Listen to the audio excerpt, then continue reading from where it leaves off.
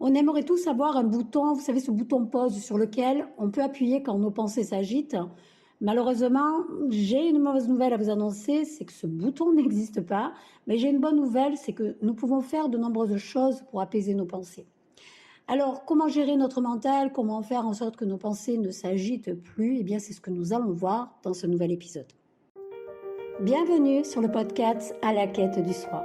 Je suis Valérie Bastide et ma mission est d'aider le plus grand nombre de personnes à se connecter à leur âme pour vivre pleinement leur mission de vie. Médium, radiesthésiste, thérapeute de l'âme, je vous guide et vous aide à traverser votre part d'ombre de vous-même pour vivre la vie que vous souhaitez. Enseignante spirituelle, retrouvez-moi tous les lundis pour un nouveau podcast où je vous partage des connaissances en développement personnel et en spiritualité. Alors bonjour à tous et bonjour à toutes, je suis vraiment très heureuse de vous retrouver pour ce nouvel épisode. J'espère que tout le monde va bien, que vous êtes en forme, que vous avez pris du temps pour vous et votre famille, en tout cas que tout va bien. Pour ce nouvel épisode, j'ai choisi de parler de la gestion du mental. Alors, gestion du mental, c'est vrai que on aimerait tous, vous savez, avoir ce petit bouton pause sur lequel on peut appuyer quand nos pensées s'agitent. Alors, j'ai une bonne et une mauvaise nouvelle. Malheureusement, la mauvaise nouvelle, c'est que ce bouton n'existe pas. Mais la bonne nouvelle, c'est qu'on peut faire de nombreuses choses pour apaiser nos pensées. Mais avant tout, déjà dans un premier temps, avant de calmer son mental, il est nécessaire de comprendre pourquoi il s'agite. Ça va vous permettre de comprendre conscience que de nombreuses habitudes vous poussent dans la mauvaise direction. Et donc, ces habitudes, vous allez pouvoir les modifier, les transformer ou les bannir. Déjà, dans un premier temps, la première raison pour laquelle votre mental s'emballe dans des pensées incontrôlables et incessantes est que vous êtes identifié à des choses que vous n'êtes pas. Dès l'instant où vous vous êtes identifié à quelque chose que vous n'êtes pas, le mental est en activité incessante. Des pensées concernant, par exemple, votre femme, votre mari, vos enfants, votre famille, votre éducation, votre religion, votre job, etc. Il faut savoir qu'il y a un nombre infini d'identifications avec toutes ces identités.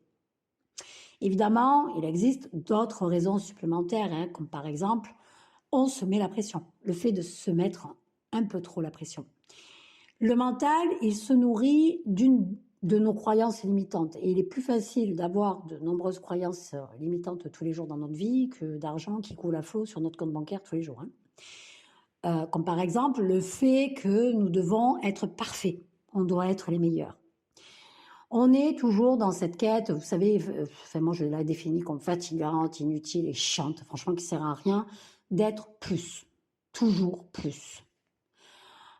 Et on a même nos hobbies qui nous invitent à la performance. Faire toujours mieux, se dépasser. Malheureusement, jouer à la quête du plus, ça va vous épuiser physiquement et mentalement. Pourquoi? Parce que vous êtes des êtres humains, vous n'êtes pas des machines. On est des êtres humains, on n'est pas des machines. Évidemment, lorsqu'on manque d'énergie, nos pensées, elles sont encore plus présentes, parce qu'on est moins vigilant, et elles peuvent nous mener par le bout du nez. Alors, comment calmer son mental? En apprenant à reconnaître les moments où on se met la pression.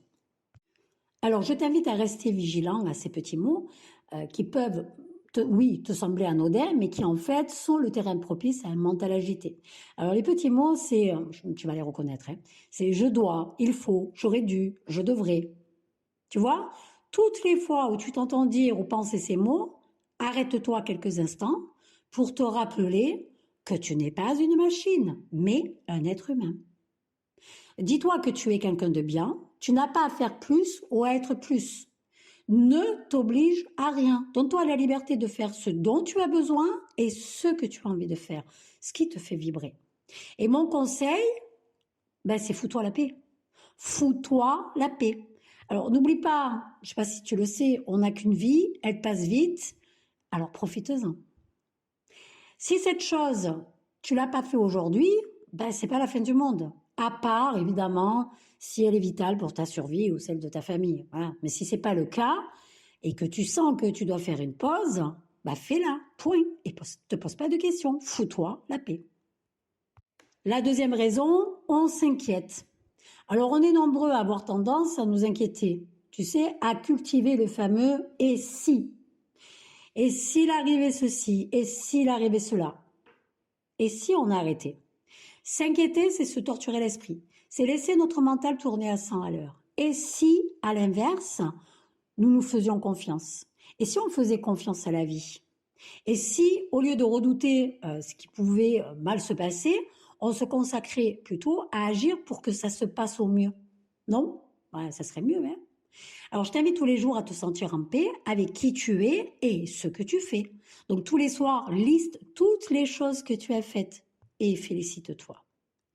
C'est parce qu'on oublie de se féliciter que l'on finit par manquer de confiance en nous, les amis. Comment calmer son mental?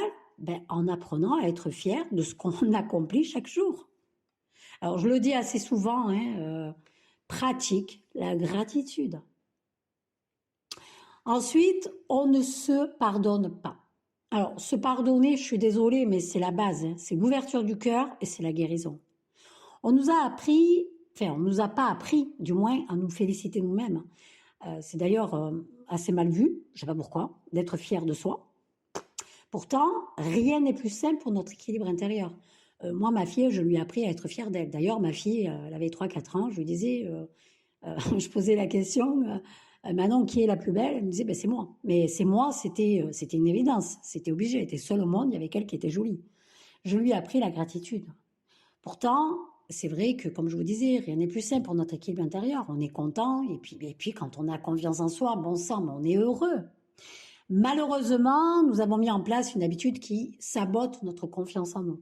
Alors le soir, je ne sais pas si tu as remarqué qu'au lieu de lister tout ce qu'on fait de bien, on a plutôt tendance à lister ce qu'on a raté, ce qu'on a mal fait, ou ce qu'on n'a pas fait. Tu vois, quand tu vas poser tes objectifs, tout ce que tu n'as pas eu le temps de faire, tu le reportes au lendemain. Il faut toujours le faire, bien évidemment. Il faut que tu aies cet entraînement, mais tu le reportes au lendemain. Mais au lieu de te dire, oh mon Dieu, j'ai pas fait ça. Non, regarde ce que tu as fait, regarde ce que tu as checké, sois fier de toi. Ouais, je sais que ça te parle. Tu sais, l'être humain, il est phénoménal. Il a plus tendance à voir les choses négatives dans sa vie que les choses positives. Et excusez-moi, mais je pose toujours la même question. Depuis que vous êtes petit, vous en avez fait des choses bien. Heureusement, oui, que vous en avez fait. Donc les négatives, c'est juste l'expérience. Si vous l'avez raté, c'est parce qu'il faut plus de temps, un nouveau plan, peut-être plus de maturité. Donc ça sert à rien de rester focalisé sur les choses négatives.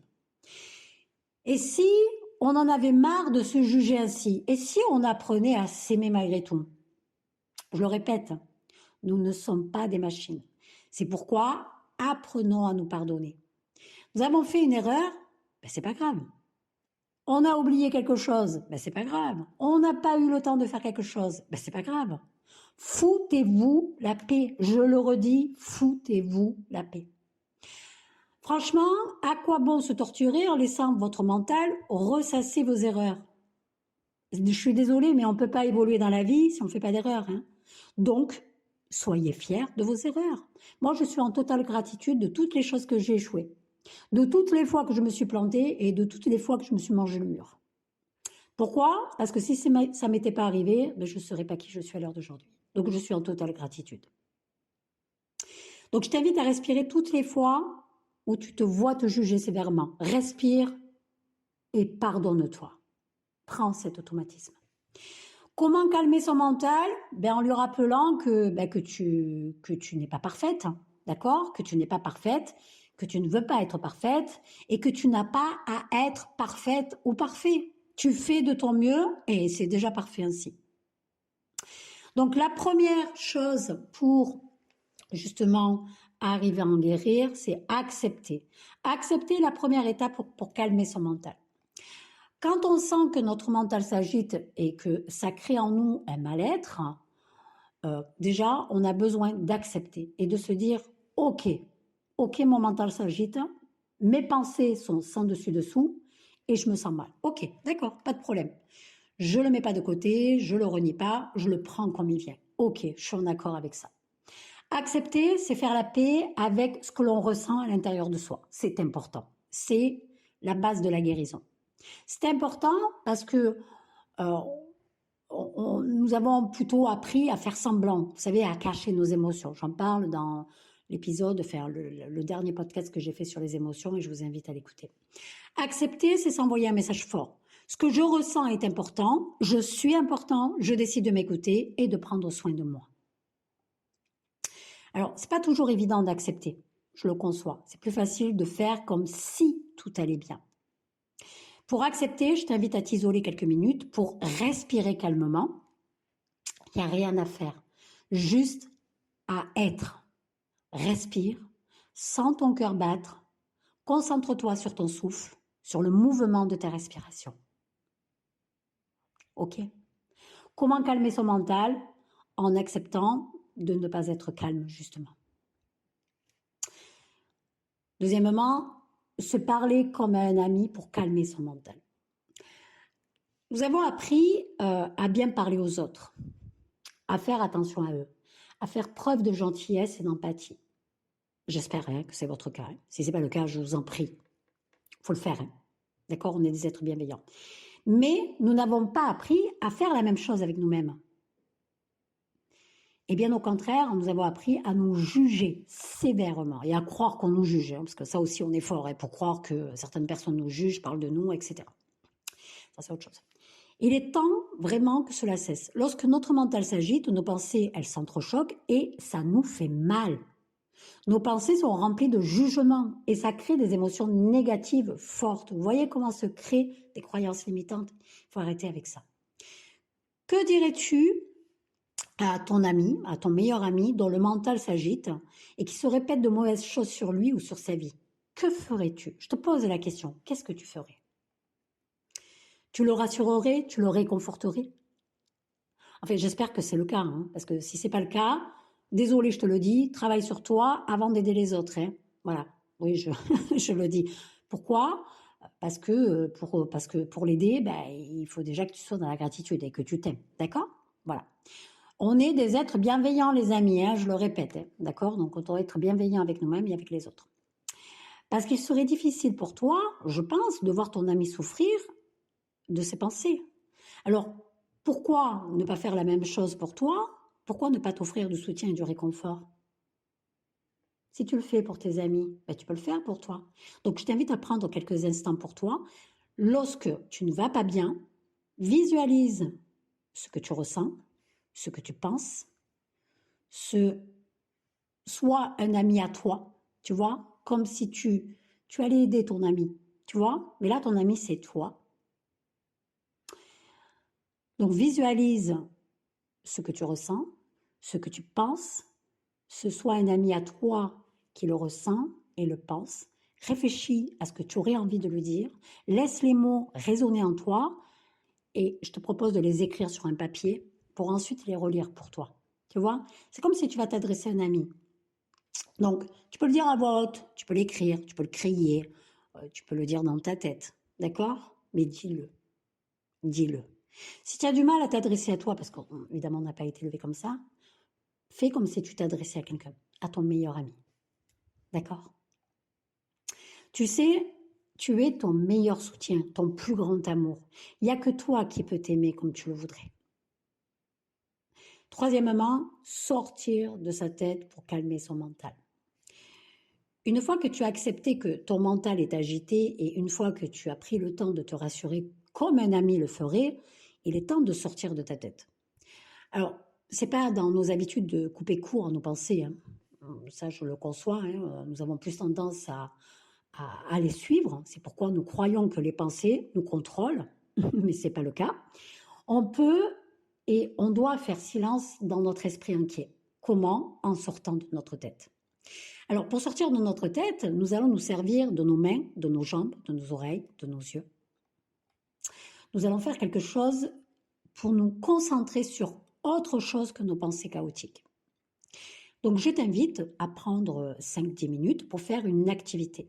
Ce que tu veux du moment que tu déplaces ton attention sur ce que tu es en train de faire plutôt que sur ce que tu es en train de penser. Tu déplaces ton esprit. Alors, tu peux aller marcher, tu peux courir, tu peux lire, tu peux écouter de la musique, tu peux aller boire un coup avec des amis, tu peux rigoler avec des amis, tu peux dessiner, tu peux écrire, tu peux colorier, tu peux appeler un ami, tu peux méditer. La méditation est un outil formidable qui va vous permettre, en la pratiquant régulièrement, de contrôler et de calmer son mental. Ça, je le répète à chaque fois, si vraiment vous devez mettre une chose en place, c'est de méditer, pratiquer la méditation. La méditation va vous aider à lâcher prise et vivre le moment présent. Et ça va énormément vous aider dans la gestion du mental. Fais quelque chose, sors de ta tête. Alors, à chaque instant de ta vie, si tu as le choix d'écouter ou non tes pensées, lorsqu'elles te font du bien, continue. Mais quand elles te font souffrir, arrête. Tu as le choix et tu es libre. Ok? En effet, tu n'es pas tes pensées. Tu es beaucoup plus que cela. Tu peux contrôler tout ce que tu veux. Et tu peux modifier tout ce que tu veux et à n'importe quel moment. Alors, si vous souhaitez plus de conseils, je vous invite à vous rendre sur mon Instagram. Je partage pas mal de contenu, mais également sur mon site internet. Vous avez pas mal de ressources gratuites, des audios, des e-books, pas mal de choses, des workbooks que vous pouvez télécharger qui peuvent vous aider dans votre évolution, mais également sur ma chaîne YouTube.